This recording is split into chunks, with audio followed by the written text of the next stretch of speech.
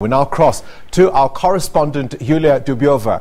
Good evening to you, Julia. And the meeting did take place, but officials are playing their cards close to their chests about what was actually discussed.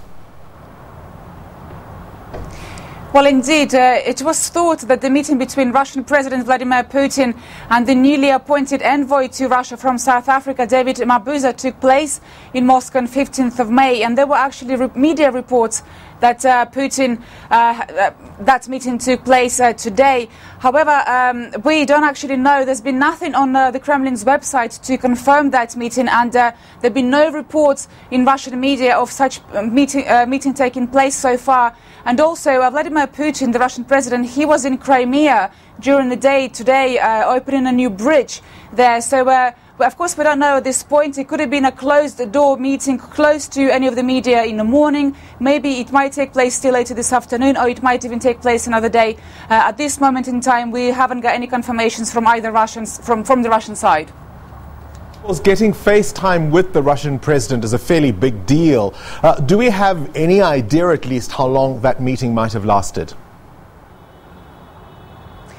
At this moment, we don't have any idea, unfortunately. We did try to speak to the South African embassy earlier today, and we got through to the press department, and we actually requested an interview with David Mabuza today. However, the embassy, South African embassy in Moscow, said that David Mabuza has a very busy schedule and therefore wouldn't be available for an interview. And also, the embassy wouldn't give any other details of his visit to Russia, how long he will be staying here for, when he will meet Vladimir Putin, or how long this meeting would last. Unfortunately, we don't have any of the detail from the South African embassy in Moscow. Well, the backdrop of all of this, of course, is the final preparations for the biggest sporting showpiece in the world, the football or the soccer World Cup. How's that going? Yes, indeed. So only on 14th of May, it was just 1 month to go until the World Cup, the Football World Cup gets underway in Russia. The first game will be on 14th of June between the host Russia and Saudi Arabia. That first game will take place on Luzhniki Stadium in central Moscow. Russia says it is ready, just with less than 1 month to go, to host this massive tournament. There's been a huge construction work done in Russia to build all the stadiums, the infrastructure to take all the fans from city to city in Russia. And Russia says it is now been all completed. And now Moscow is saying it is ready to welcome all the guests, all the tourists and all the football specialists and all the players. Moscow is promising a trouble-free World Cup, says its security is also in place. So now it's all now big anticipation here in Moscow. People are waiting for this tournament to actually get underway.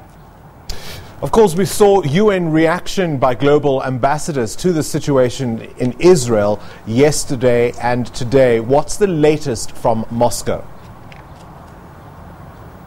Yes, well, Moscow has condemned the killings in Gaza, of course, of Palestinians in Gaza, and Russia has urged the sides in the conflict to avoid any actions that could escalate the situation already. Russia said it was very concerned about the deaths of Palestinians, and Moscow says it is closely monitoring the situation in the region.